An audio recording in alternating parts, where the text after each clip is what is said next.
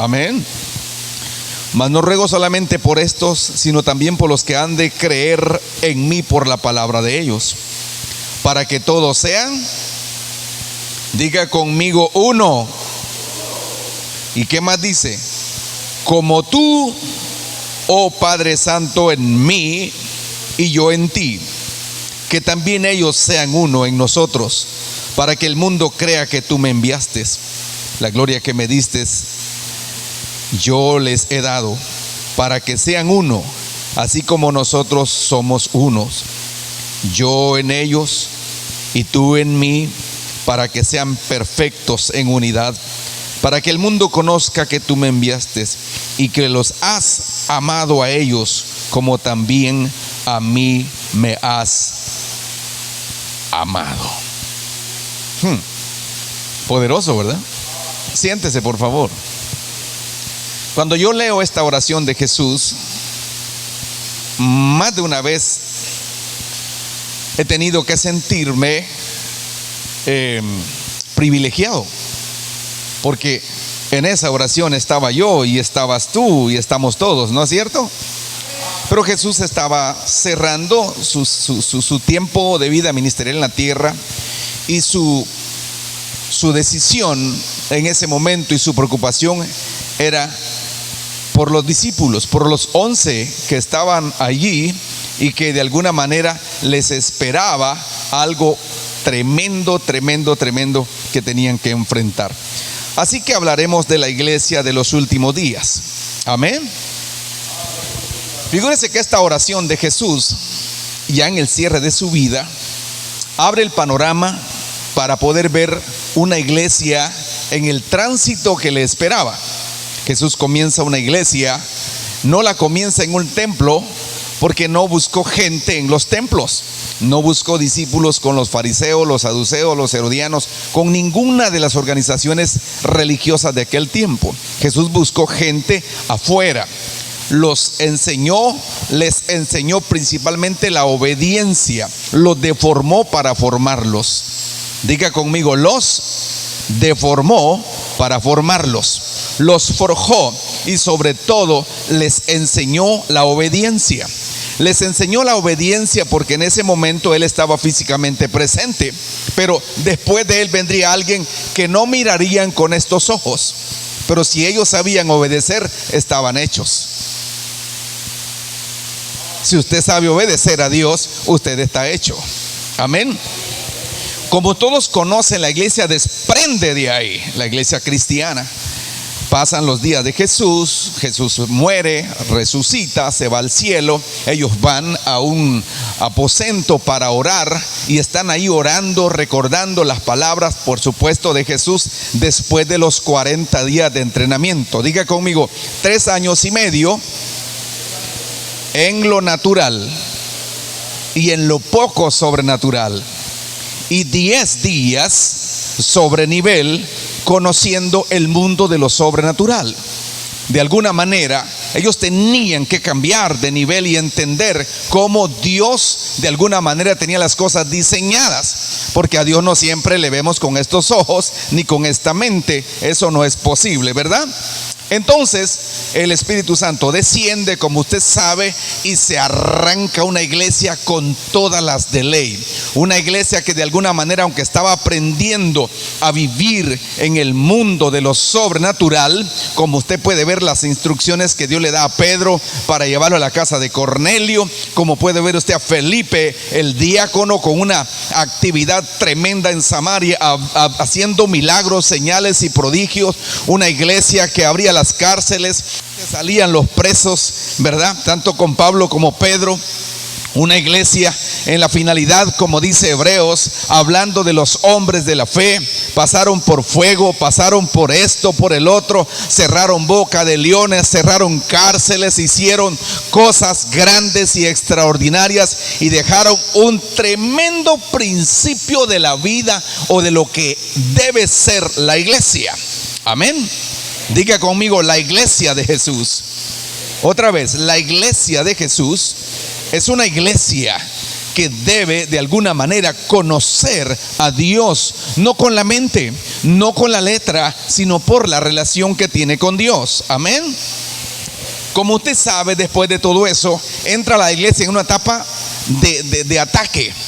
Cuando la guerra contra los cristianos comenzó a darse, ellos corrieron y fueron. La mayor parte de ellos, de los discípulos, no murió por el coronavirus, no murió por la gripa ni por el cáncer.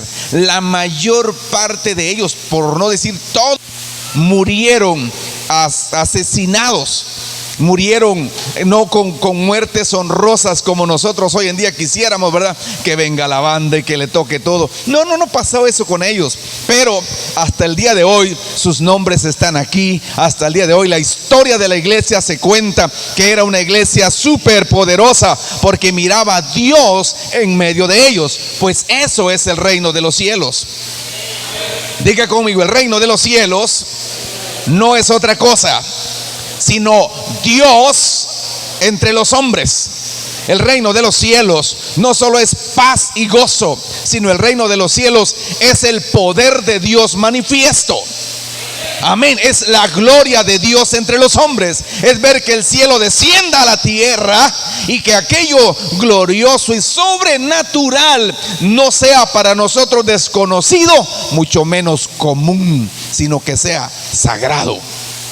Amén. Cuando la iglesia entra a esa edad, corre y conquista casi el continente entero, de tal manera que usted conoce cómo la iglesia entró en la edad del oscurantismo, cuando Roma abraza supuestamente la fe cristiana y la declara una iglesia del Estado. El tiempo pasó y corrió y llegamos hasta lo que usted conoce como el tiempo de la Reforma. Acaba de cumplirse 500 años, ¿verdad? Cuando aquellos hombres que no estaban conformes con una iglesia que de alguna manera era política más que todo, una iglesia que abrazó todas las cosas que hubieron en Grecia, en Babilonia, tomó los panteones de dioses y los metió cuestiones que no eran dentro de la iglesia por lo que Dios decía. Así que ese remanente peleó y luchó, y como usted conoce, la iglesia de alguna manera salió de ese tiempo para meterse dentro del mundo de nuevo y buscar a Dios como debiera buscarse. Ya. Pero el tiempo ha corrido. El tiempo ha llegado en que podemos ver la iglesia de los últimos tiempos. Últimos tiempos, quizás no sea el fin ahora, pero es la iglesia que está marcando un antes y un después. Es la iglesia que está en el filo de un cambio que pronto va a suceder. De tal manera que es necesario que nosotros como predicadores, como pastores, como ministros, estemos enfocados en la preparación de la esposa que pronto ha de recibir al esposo. Amén. Una iglesia que conozca al esposo, una iglesia que esté interesada en el esposo, que esté apasionada en él y con él, que no conozca al anticristo, sino al Cristo, al Hijo del Dios viviente. Amén. Amén. Pero la iglesia de este tiempo, no le hablo de otro tiempo, recorramos acá, la iglesia de nuestro tiempo realmente es una iglesia que enfrenta muchos desafíos. Sus pastores, sus ministros, sus líderes, la iglesia en su totalidad está enfrentando desafíos que de alguna manera debe enfrentarlos y debe vencerlos, debe pararse en la brecha y debe preguntar, como dice el texto, por las sendas antiguas y volver para tomar o retomar, reenfocarse, hacer una reingeniería en la vida personal, familiar y como iglesia. ¿Sabe por qué? Porque estamos fraccionados. Es una iglesia fraccionada. Es una iglesia de muchos Cristos. Usted no dice amén a eso. Yo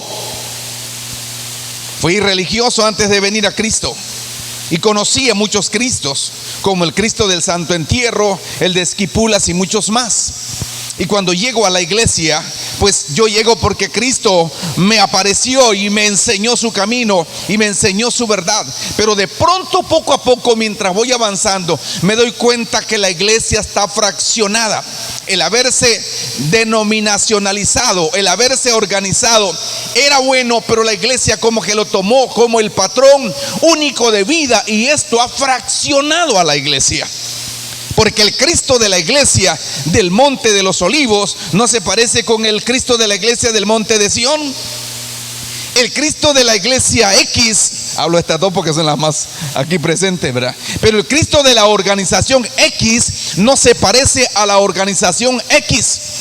Aquel Cristo como que es más serio, este Cristo como que es más chistoso, este Cristo es más formal, este Cristo tiene martillo para darle en la frente a los creyentes, y la gente está viviendo de acuerdo al Cristo que conoce, pero desconocemos en parte al Cristo, al Hijo del Dios viviente. ¿Sabe por qué?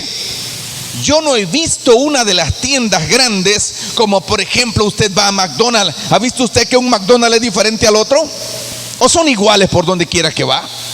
¿Usted ha visto otro tipo de tiendas, restaurantes como El Campero o cualquier otro restaurante que tiene franquicias? ¿Usted lo ve diferentes o no? Son lo mismo por donde quiera que van. Pero las iglesias no nos parecemos. Y aparentemente al mismo Cristo servimos, pero no nos parecemos. Ahora en día estamos realmente fraccionados, con gente que de alguna manera el patrón que recibió de la iglesia cuando se oscureció, una iglesia que no se le daba a conocer la Biblia, una iglesia donde la misa o el rezo se hacía en latín y la gente decía amén, una iglesia donde la Biblia no la podía conocer y que cuando la conoció tenía cultura de pereza y haraganería, una iglesia que no lee la Biblia. Esa no vino hoy, ¿verdad? Es por eso que desconocemos a Cristo, porque ocupamos el tiempo más en otras cosas, menos en leer la Escritura, menos en buscar de Dios. Una iglesia que cuando viene al culto está mirando el reloj. Cuando el predicador comienza es el problema. El pastor ya se tardó demasiado. Mire, quítate ese reloj de ahí, pastor, porque te marcan el tiempo. El pastor que no le apura, y es que yo tengo compromisos. Una iglesia que le pone más interés a las cosas de este mundo que las cosas del mismo Señor, sin saber que la vida en este mundo es temporal y que si no tenemos vida en Cristo, no tenemos vida eterna en Cristo. Dice Pablo en 2 de Corintios 5 que nos quedamos desnudos, porque este cuerpo es un vestido, es una funda donde yo vivo, y que el próximo cuerpo depende de si yo recibí o acepté a Cristo como Señor y Salvador, y si le sirvo. Amén. Casi no están muy contentos, ¿verdad? Una iglesia debilitada, una iglesia fraccionada, una iglesia que poco conoce a Jesús como tal, una iglesia diluida, una iglesia con gente inestable. ¿Sabe qué? Si hoy predica el sermón el pastor que es un poco recio, la gente se le va para la iglesia vecina. Y si el pastor de ahí predica algo fuerte, se va para la próxima. Pues en cada cuadra hay una iglesia. Algunas se levantaron porque Dios las llevó, otras se levantaron porque se pelearon con su pastor y entendieron que ese era el pleito, era lo que Dios usó para dividirse. ¿Cómo es posible? ¿Y qué dice la gente que nos ve afuera? ¿Será que somos de inspiración para ellos? ¿O será que están asustados por lo que ven? ¿Sabe?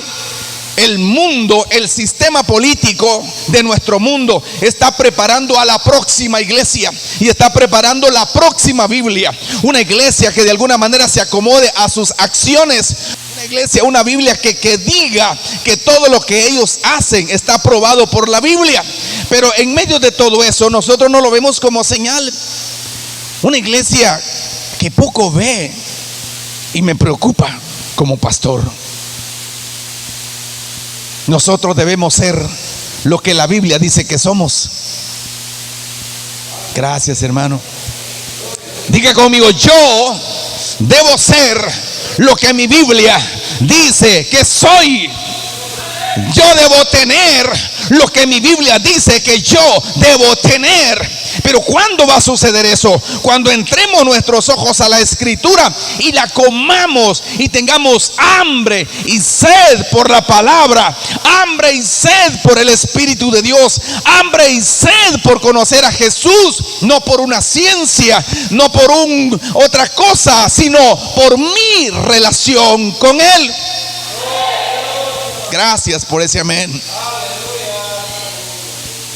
Amén.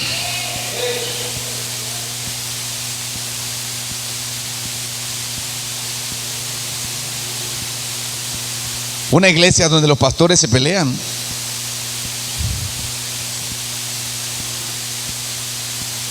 Una iglesia donde están al tanto de ver la prédica del Facebook para ver qué dijo el pastor. Y sabe, la guerra no viene de afuera, la guerra viene de adentro.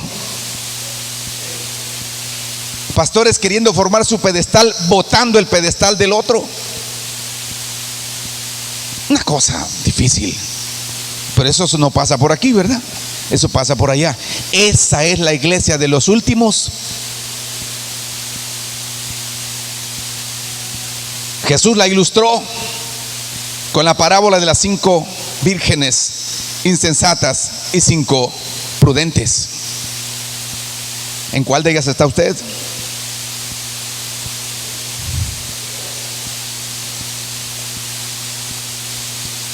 Y según la interpretación teológica, en Apocalipsis se ve en la iglesia de la Odisea, una iglesia que vive por lo que ve, una iglesia que vive por lo que tiene, una iglesia que tiene plata, que tiene oro, que tiene todo, que está acomodada. Y Jesús se aparece para decirle que está desnuda.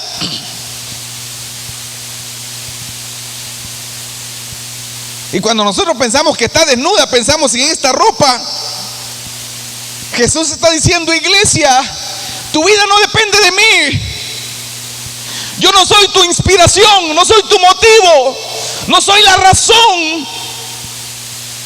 Eres una iglesia donde te domina la organización, te dominan los métodos, las reglas y las normas, menos que relación con Dios. Por eso estamos como estamos. Creo que necesitamos operar cambios. Yo recuerdo que mi maestro en teología, estudiando el libro de Revelaciones, llegamos a la interpretación de esa iglesia. Y el maestro dice: ustedes saben que esa es la iglesia del presente tiempo. Una iglesia fría. Y Jesús le dice: eres pobre, eres ciega y desnuda. Te aconsejo que cambies tu modo de vivir y que busques de mí colirio para que veas. Que busques de mí el oro y el vestido puro. Eso se llama vida eterna. ¿Cómo se llama? Vida eterna. Porque Pablo habla de la vida diciendo: porque si este techo, esta casa de nosotros se destruye y se acaba, tenemos de Dios un edificio, una casa no hecha de manos de hombre, eterna en los cielos.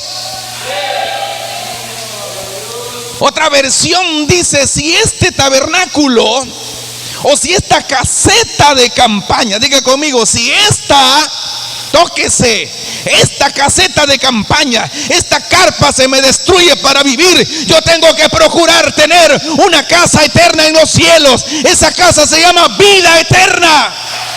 Se llama vida eterna. Se llama vida eterna. Se llama vida eterna. Esa no vive por la plata, por el oro. Esa no vive por la regla, por la norma. Esa vive por la relación con Dios.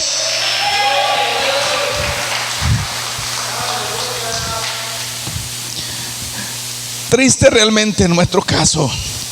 Y no hablo de ustedes, hablo de mí, de todos nosotros. Pablo, queriendo motivar a sus oyentes, dice: y a Dios no le bastó con eso. La vida eterna no es la que tú piensas que viene mañana. La vida eterna te la da Jesús desde el momento en que le recibes.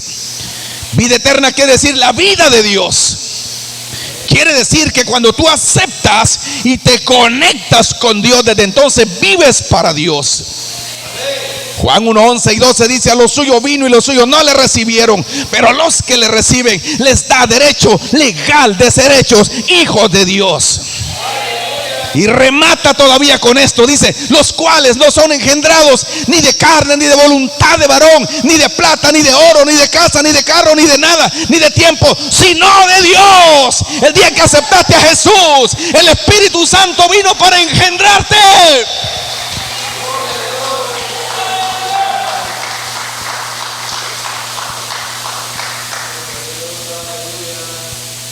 Así como cuando el ángel le dijo a María: no dudes, María, no te preocupes, Dios lo tiene todo.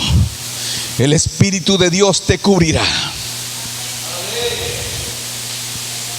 y quedarás encinta de un hijo que Dios quiere traer a este mundo para salvar al mundo. Ese mismo Espíritu que engendró a Jesús en el vientre de María, ese mismo Espíritu engendró a Jesús en tu corazón el día que le recibiste. Y por lo tanto, tú no eres miembro, ni jornalero, ni esclavo, ni cosa parecida. Tú eres hijo de Dios.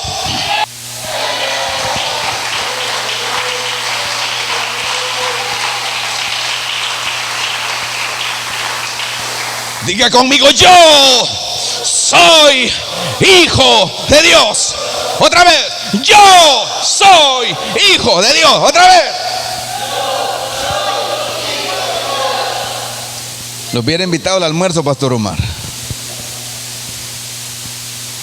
Tenemos temor de decir esto. Y a mí me llena de rabia, porque cuando voy para mi casa, la pasarela está llena de gente quemándose del sol. No tienen ni pelo ni sombrero, pero están bajo del sol, viendo un partido. Lo cual no es malo que lo vean, lo malo es la acción. Llámelos a la iglesia que vengan y verán que no vienen. La gente está amando al mundo y todo lo que pasa, y la iglesia va detrás. Dice que no, pero sí.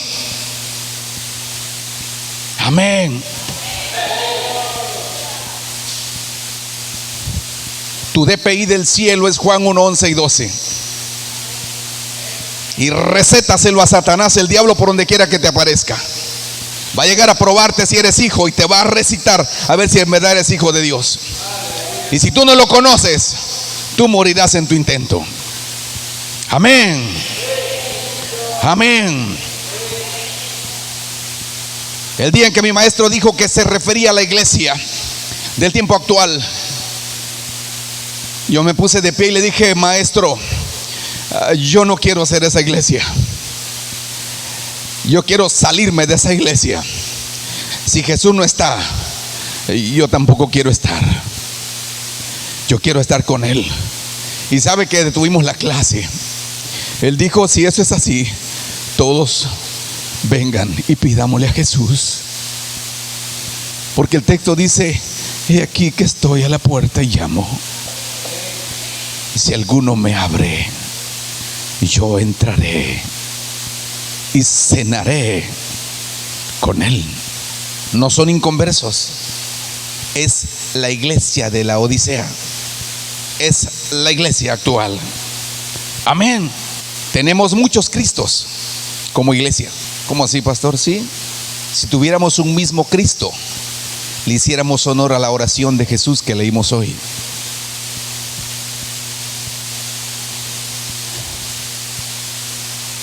Amén.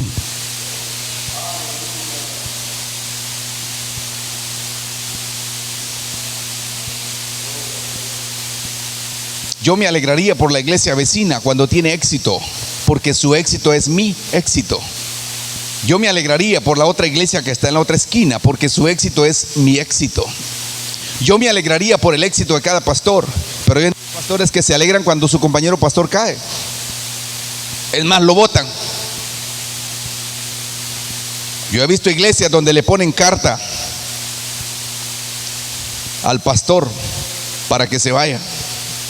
No le levantan calumnia, una carta de amenaza, diciéndole que si no se va lo van a asesinar. Y lo hacen los creyentes. Ese es el problema que tenemos como iglesia en Guatemala, un país que tiene más del 50% de cristianos, pero con mucha violencia. Creyentes que tienen acciones, no las acciones de Jesús, porque viven lejos de Jesús. Una iglesia débil débil, porque su fuerza no está en otro, está en Jesús. Dice, separados de mí. Una iglesia que quiere medir su santidad por lo que Él hace. Dice, mire, yo no fumo, no tomo, ni hablo, ni digo, ni nada. Eso parece ser santidad, pero la santidad principia con mi relación con Jesús. No hay santidad si Jesús no está. No hay santidad si la sangre de Cristo no te limpia. Cualquiera cosa, dice Isaías, que nosotros intentemos, nuestros trapos limpios son como trapos de inmundicia. Si la relación de Jesús se pierde, se ha perdido todo. Si Cristo no vive, no hay iglesia. Amén. Diga conmigo, muchos Cristos. Mateo 24:5. Los discípulos se encargaron de preguntarle a Jesús, dinos qué señal habrá de tu venida y de los tiempos del fin y del fin de todas las cosas. Y él les dijo, esta será la señal. Número 1, estén atentos, porque vendrán muchos Cristos. Vendrán muchos en mi nombre diciendo, yo soy el Cristo. No los creáis. Pastor, ¿y cómo le hacemos entonces para saber quién es el Cristo? Ese es el verdadero detalle que nos debe preocupar. Tú tienes que conocer a Cristo. Amén. Cuando la novia se casa, a veces se le vendan los ojos y se le pasan 10 caballeros a ver si conoce al esposo. O al revés, se le amarran a él los ojos y se le pasan 15 señoritas a ver si la conoce. Eso mismo pasará dentro de no muchos días, porque es necesario que esto pase, porque la iglesia de Cristo tiene que ser nada más y nada menos que la iglesia de Cristo. Él dijo, mis ovejas oyen mi voz y me siguen. ¿Cómo? ¿Cómo dijo? Mis ovejas oyen mi voz y me siguen. Algunos no creían en Jesús y les dijo, no se preocupen, que todo aquel que no es dado por mi Padre no puede venir a mí. Amén. Habrán muchos Cristos y falsos Cristos. Eso dice el versículo de Mateo 24, 23 y 24. Diga conmigo, habrán muchos Cristos y falsos Cristos. Oiga, ¿qué dice más adelante? Y harán milagros y señales y a muchos engañarán. ¿Y de dónde vendrán los Cristos? De la misma iglesia. ¿Y por qué vienen de la misma iglesia? Porque la iglesia perdió su norte. Vive para el Cristo de la organización X, o el Cristo imaginario, o el Cristo que él piensa, pero no el Cristo, el Hijo del Dios viviente. Cristo, Hijo del Dios viviente, solo hay uno, y por lo tanto la iglesia debe ser una. Gracias por esos dos que piensan igual. No lo digo yo, lo dice la palabra. Amén. Amén. Amén. Cuando mi hermano Omar está triste, yo también debo estar triste, porque él es un soldado de Jesús y yo también. Debo orar por él, debo pedir por él que se levante y que en este monte de los olivos se encienda el fuego de Dios como se enciende allá. Y cuando todos los fuegos se encienden, la gloria de Dios caerá y el diablo huirá. Huirá. Huirá. No estará. Pero una vez el Señor me mandó a buscar pastores para orar. Dura tarea me puso. No me dejó dormir toda la noche. Me tuvo ahí bajo una gloria preciosa. Una noche de gloria increíble. Y por las 4 de la mañana me recitó, me dijo, ahora te levantas y vas a buscar a los pastores. Hay dentro de ellos hombres que te van a ayudar. Y le dije, está bien, pero aquellos que me desecharon en mi organización, A eso no voy a ir, le dije yo. Y me dijo, es a los primeros que tenés que ir. Si eres Gabriel, el de Cristo, vas a hacer lo que Cristo dice. Y dije, oh, muy bien, Señor, eso haré. Y fue al primero que fui a buscar.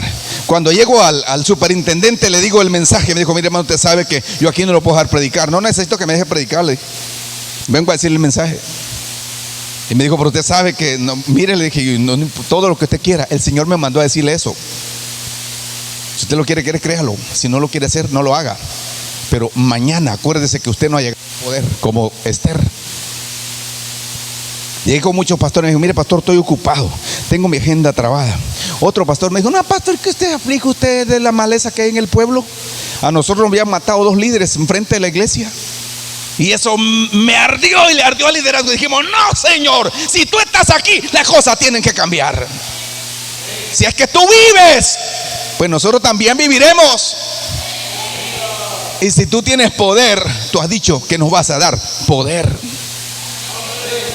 Y un pastor me dijo, pastor, ¿de qué se preocupa? Eso es así. Le dije, no, no es así. El diablo llegará hasta donde tú le permitas llegar. Si tú te le plantas en el poder de Jesús, se tiene que ir. Resistid al diablo, someteos a Dios, y de vosotros huirá. Muchos cristos y falsos cristos que salen de la misma iglesia. ¿Cómo salen? Hay iglesia que le pasa a las de los 70. ¿Sabe usted qué le pasó a los de los 70?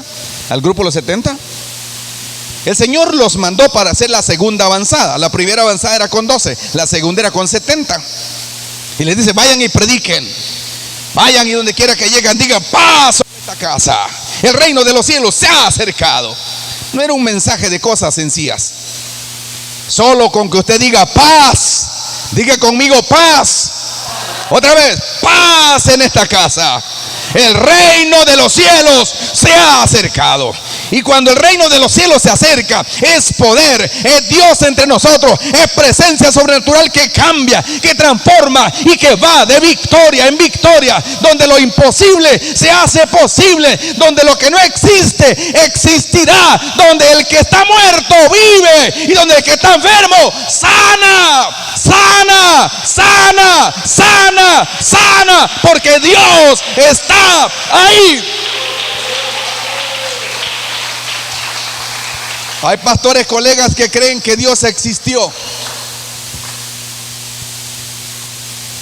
¿Usted qué cree? Pero ya no creen que existe.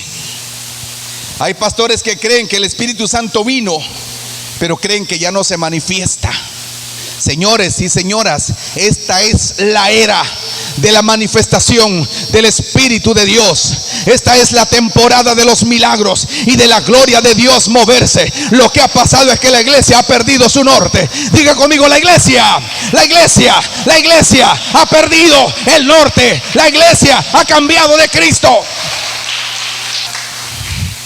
Y no le hablo de Monte de los Olivos. Le hablo de la iglesia, de todos nosotros. Amén. La iglesia cree que Jesús era, Jesús es. La iglesia cree que Jesús habló, pero ya no habla. La iglesia cree que el Espíritu Santo guiaba, pero no guía. La iglesia cree que el Espíritu Santo enseñaba, pero no enseña. Yo vengo para recordarte que Jesús era y es. Dios era y es. Su poder no ha menguado, que Él es el mismo de ayer, de hoy y de siempre. Y vengo para decirte que así como tuvo interés en Pablo, en Pedro, en Juan, en Andrés, en Felipe, en Tomás, en Natanael, tiene intereses en ti. Quiere que su gloria se encienda en tu vida y que seas el próximo discípulo que traiga su poder. Amén. Diga conmigo, yo soy el próximo Felipe, yo soy el próximo Pedro, no para sustituir a aquel Pedro, sino para hacer las mismas obras de Dios en la tierra. Amén. Ay, esto se está poniendo bueno. Bueno, aquí no sé cómo está ahí.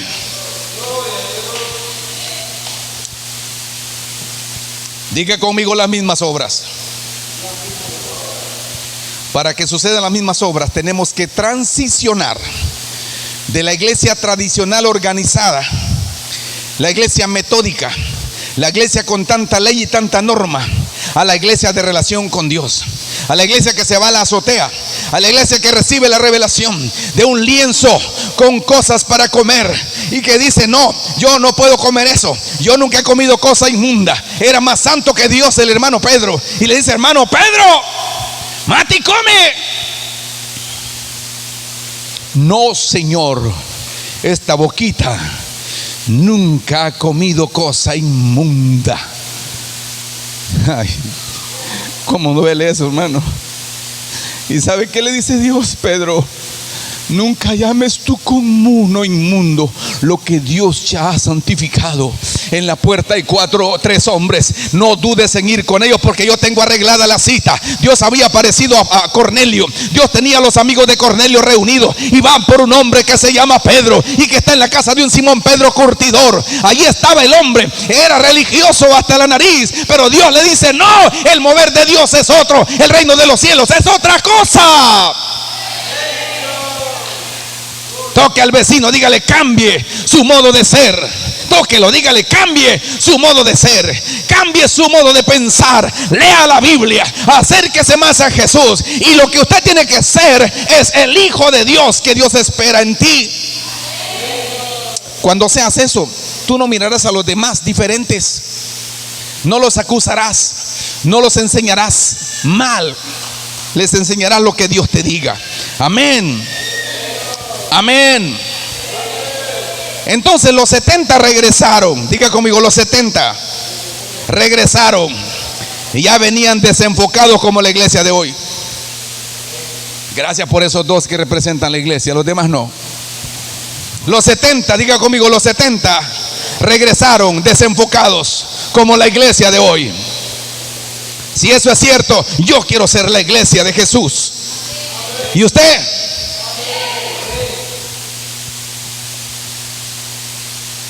Le dice Jesús: ¿cómo le fue? 70. Y era un maestro. Nos fue de maravilla. No te imaginas cómo nos fue. Mira, los enfermos se sanaban, los muertos resucitaban, y ¿sabes qué? Hasta los demonios se nos sujetaban, quedaban temblando cuando nosotros llegábamos y salían huyendo. Y le dice: cierto, yo lo miraba que caía del cielo como un rayo, porque ustedes lo botaban por el poder que se les dio. De aquí viene el enfoque. Toque al vecino, diga: enfóquese. Tóquelo, enfóquese. Dígale: enfóquese, hermano, enfóquese. No se maravillen de que los espíritus se les sujeten, ni se maravillen que la gente sane. Gócense, porque sus nombres están inscritos en el libro de la vida. Eso representa la iglesia de hoy. Dígale al vecino: enfóquese, enfóquese. No ayune solo por milagros. Hay evangelistas que oran solo por milagros, está bien, pero yo conozco evangelistas que haciendo milagros trabajaron 7 años con Satanás.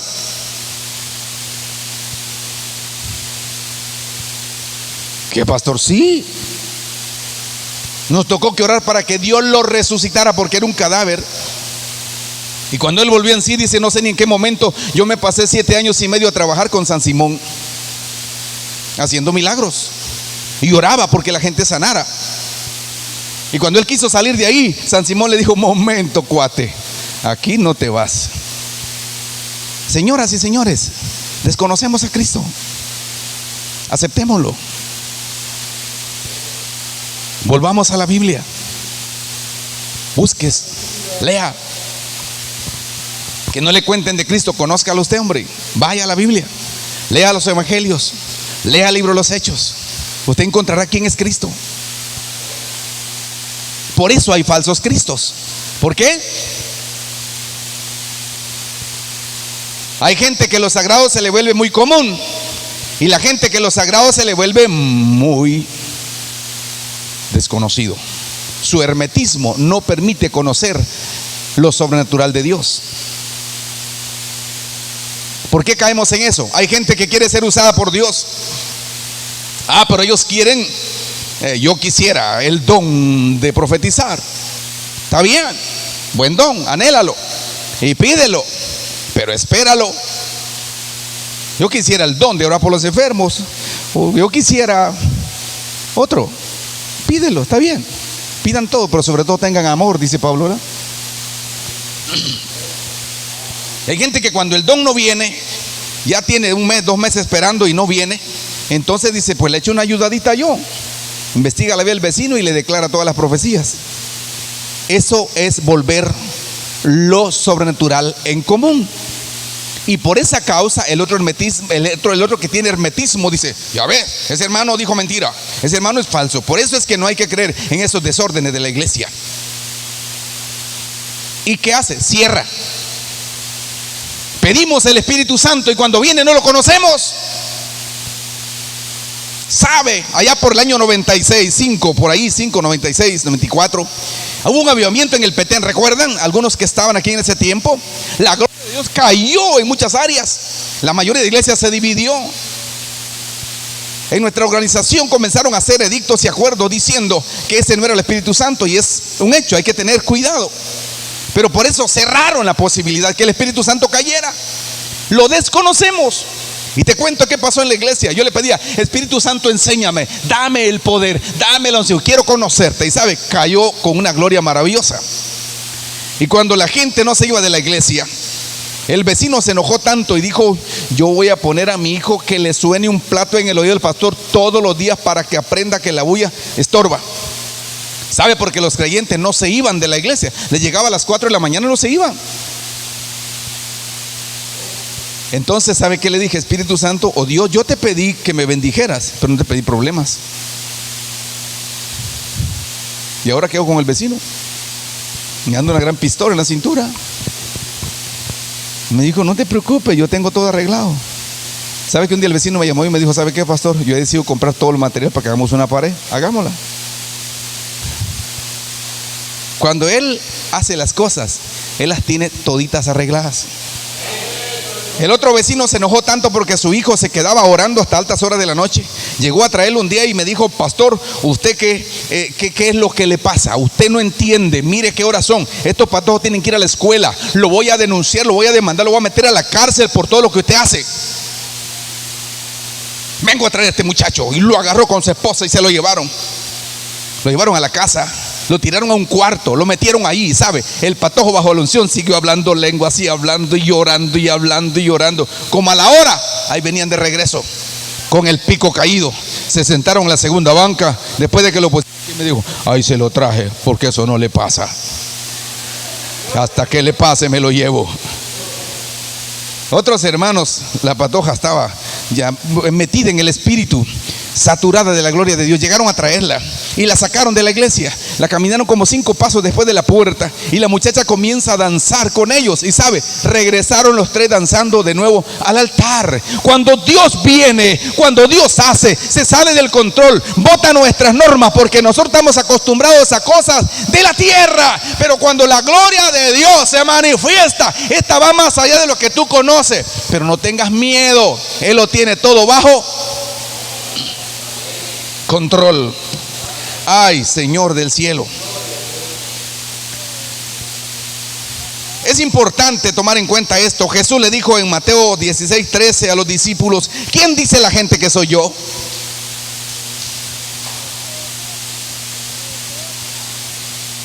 Cuestiónese. Le dijeron, no, unos dicen que tú eres Juan. Otros dijeron, no, que tú eres Jeremías o algún otro profeta. Tenían una idea, ¿verdad? Pero Jesús no quedó ahí, le dijo, ¿y ustedes quién dicen que soy yo? Usted sabe la respuesta. Pedro respondió y le dijo, tú eres el Cristo, el Hijo del Dios viviente. Y Jesús le dijo, Simón, bienaventurado eres, porque esto no te lo reveló carne ni sangre, ni la escuela de teología más famosa de tu pueblo, porque la revelación de Jesús no viene por sangre, ni carne, ni por escuela teológica, sino solo viene bajo la dirección del Espíritu Santo de Dios y bajo la voluntad del Padre. Diga conmigo: revelación. Revelación. No es malo que usted estudie, es bueno, debe estudiar. Amén. Entonces Jesús enfocó a sus discípulos, y más allá en San Juan 14:20 hay un pasaje que quisiera que lo leamos, por favor. Ya estoy terminando, perdonen la grosería. Juan 14:20. Lo vamos a leer textualmente porque esto es palabra de Dios. ¿Qué es? Pero más fuerte, que se oiga bonito. ¿Qué es esto? Diga conmigo: esto es palabra de Jesús. Amén. Biblias abiertas, ¿la tienen? Por favor, léanla. Dice: en aquel día vosotros conoceréis que yo estoy en mi Padre. Repitamos: en aquel día vosotros conoceréis que yo estoy en mi Padre, y vosotros, diga conmigo, Jesús en su Padre y nosotros en Jesús. ¿De acuerdo? En mí. ¿Y qué más? Y yo en vosotros. A ver, Jesús en su Padre. ¿Ya? Yo en Jesús. ¿Estamos de acuerdo? Muy bien. Dice: y yo en vosotros. El que tiene mis mandamientos y los guarda, ese es el que me ama. Y el que me ama será amado por mi Padre, y yo le amaré y me manifestaré a él. Le dijo Judas, no el Iscariote: Señor, ¿cómo es que te manifestarás a nosotros y no al mundo? Respondiendo Jesús le dijo: el que me ama, mi palabra guardará, y mi Padre le amará, y vendremos a él y haremos morada con él. Y el que no me ama, no guarda mis palabras, y la palabra que yo habéis oído no es mía, sino, diga conmigo, Jesús en su Padre, yo en Jesús, Jesús en mí. Si amo la palabra, seré amado del Padre. Y como yo amo al Padre, entonces Jesús viene con el Padre, dice, y hace, no hace campaña, no hace manifestación. ¿Qué hace? Morada, vivienda, casa. Eso se llama vida eterna en ti. Amén. Viene para ti. Si me ama, diga conmigo, eso se llama unidad. ¿Se parece a la iglesia de hoy? ¿Verdad que no? No, no se parece. No se parece. Amén. Mi Padre le amará, y vendremos a él y haremos morada con él. ¿Sabe cuál es la foto que la gente tenía de Jesús? Amigo de publicanos y de pecadores, comilón y bebedor de vino. Eso era Jesús para muchos en aquel tiempo, pero no así para todos. No, para otros fue otra cosa. Lo desconocieron, y como no le conocieron, lo mataron. Tenga cuidado con no conocer a Jesús, el Hijo de Dios, porque lo vas a crucificar otra vez. Para conocerlo hay que vivir con él. Yo no puedo conocer a hermano Omar, al pastor, a menos que sea amigo de él. ¿Sabe? Yo no conocía esta iglesia tan bonita. Felicitaciones, pastores, iglesia, líderes. Una iglesia muy bonita. Y hasta me perdí, le cuento. Estaba yo afligido que el culto había comenzado y me metí por allá y digo, pues se robaron la iglesia. ¿Qué sí es? No la hallo. ¿Y qué si era otra iglesia que está parecida a esta? Porque yo puse de señal de Dios y no la encontraba. Entonces, podemos matar a Cristo, o podemos caer en las 5 vírgenes sin aceite y sin unción, o podemos caer en la iglesia de la Odisea. Yo no quiero eso. ¿Y usted? No, no debemos querer esto, no es bueno para nosotros. Nosotros debemos ser una iglesia conforme al corazón de Jesús, de carácter leal, consagrado, visionario, compasivo, amoroso y con una convicción de su llamado como nunca. ¿Cómo usted conoce la convicción que Jesús tenía? Los discípulos fueron a Samaria a predicar y no pudieron entrar y la querían quemar. ¿Recuerdan eso? Cuando vinieron de Samaria le dijeron: Señor, ¿cómo le fue? Dijo: mira, no dejaron entrar, ni siquiera permitieron que hiciéramos la agenda de la actividad que ibas a tener. Y mira, ¿tú quieres que nosotros oremos y que le caiga fuego a esa gente? Que se muera. Jesús les dijo: ¿de qué espíritu son ustedes? Porque el Hijo del Hombre no vino a matar ni a condenar a nadie. Pues un día Jesús iba de camino y pasó por el pozo de Sicar, dice la Biblia, y encontró una mujer y comenzó a hablar con ella, comenzó a evangelizarla, comenzó a enseñarle de Jesús, de tal manera que la mujer entendió y le comprendió.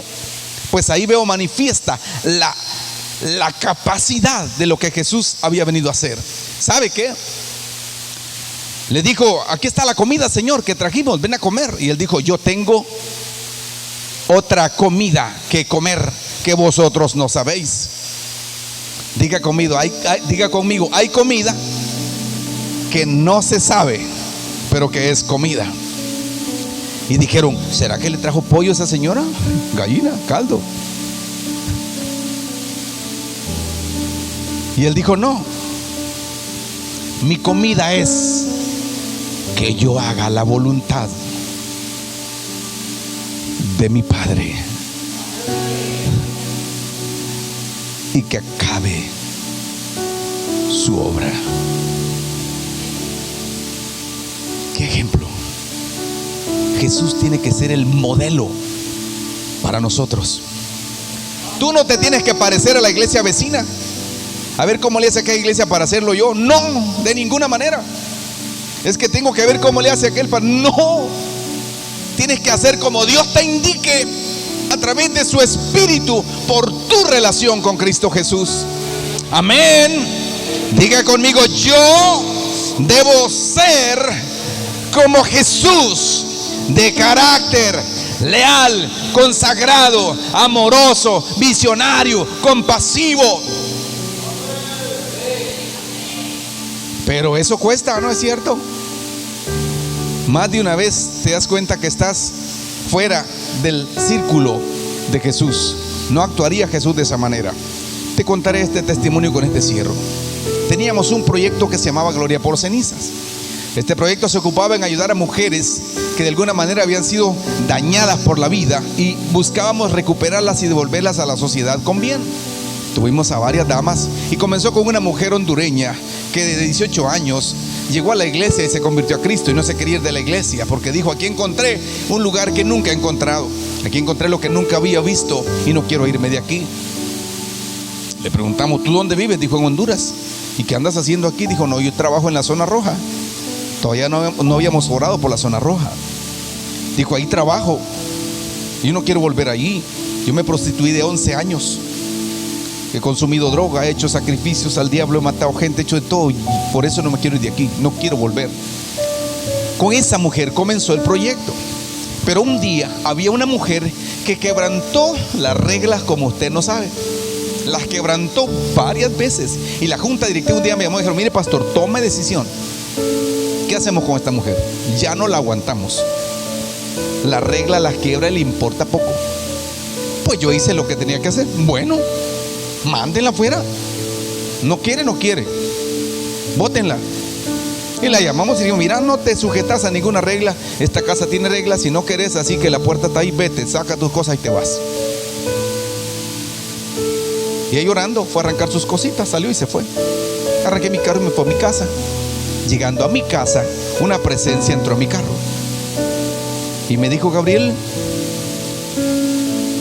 nunca valores más la norma y la regla que la misericordia. Digo: ¿qué me quieres decir con eso?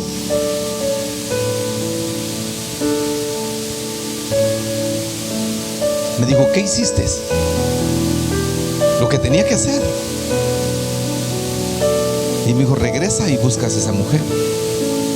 ¿Entiende cómo estábamos opuestos? Y esa unción me hizo llorar. Paré el carro, me embarqué sobre el timón porque yo no sabía qué hacer. Regreso, pero si yo le dije, no, pero aquí el que manda es el jefe. Él me dice que regrese, así que me voy a mi carro. Le llamo a la junta directiva, le digo, mira, y vayan a buscar a la mujer. Y ahora que usted es de doble ánimo, me aparecieron los religiosos. ¿Qué le pasa? Le dije que la vayan a llamar. Le dijo, ¿cómo le van a entrar? Que la vayan a llamar. Y les dije que me había pasado. Mire, Dios me apareció y me dijo que la vayan a traer. Se fueron a buscarla y la regresaron y la trajimos. La ministramos en la palabra, oramos por ella. Y sabe, a veces me la encuentro hoy en día en el banco y cada vez me da una ofrenda. La primera vez que la encontré me dijo, pastor, ¿cómo estoy agradecida con usted? Y le dije yo entre mí, no me agradezcas a mí, yo te eché, regresaste por él. Me dijo, hoy soy una mujer de bien, tengo esposo, mis hijos estudiaron, ya se graduaron, son profesionales. Volví a la vida, todo cambió, dejé la droga, dejé todo esto. Soy una mujer feliz, tengo casa, hasta carro tengo. ¿No se da cuenta cómo nosotros vivimos equivocados? ¿No recuerdas cómo Ananías está equivocado? Le dijo, vi a la calle X, hay una casa X, un hombre que se llama Pablo, y está ahí orando y mira en visión que un hombre que se llama Ananías va y le pone la mano y sana. ¿Están conmigo? Señor, ¿ya te cae mal? ¿Ya me quieres? ¿Tú no sabes cuánto mal ha hecho esa gente? ¿Sabes que mató a Esteban? ¿Ya piensas darme fin a mí? Y le dijo, ve, porque instrumento escogido me es este. Dice Ananías, bueno, pues si el jefe manda, pues ni modo, me toca que ir. Y va, y cuando llega encuentra al hermano Pablo tal y como había dicho el Señor. Va y ora y sana y recibe el Espíritu Santo. Y ahora es un gran Ananías, ¿verdad? Porque vio un milagro. Señoras y señores, estamos en pañales. Necesitamos volver. Necesitamos un cambio en nuestra vida y en nuestro diario vivir. Póngase de pie. ¿Cuándo comienza? Debe ser hoy mismo. Como pastor, yo no quiero ser la iglesia de los últimos días. Si los santos de los últimos días son apáticos, son insensibles, son haraganes, no leen la Biblia y no tienen relación con Jesús todos los días, entonces yo no quiero ser de esa iglesia. Amén. ¿Sabe qué dice la Biblia en la iglesia primitiva? Y sobrevino temor. ¿Cómo dice?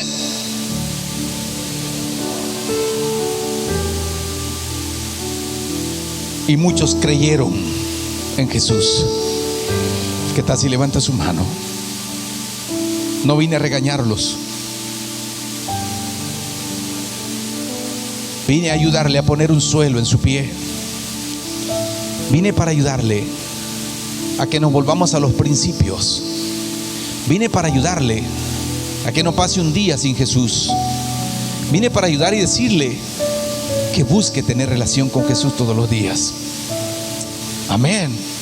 Levante su mano al cielo, dígale: Señor, yo reconozco que mi esfuerzo y que mis fuerzas no son lo suficiente.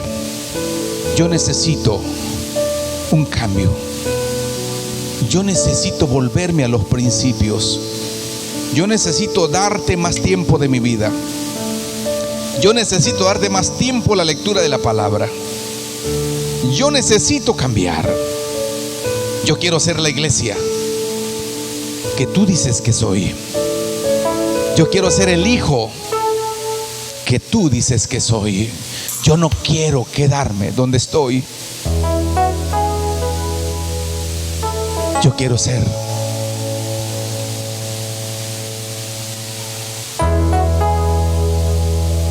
esa gente que oye tu voz.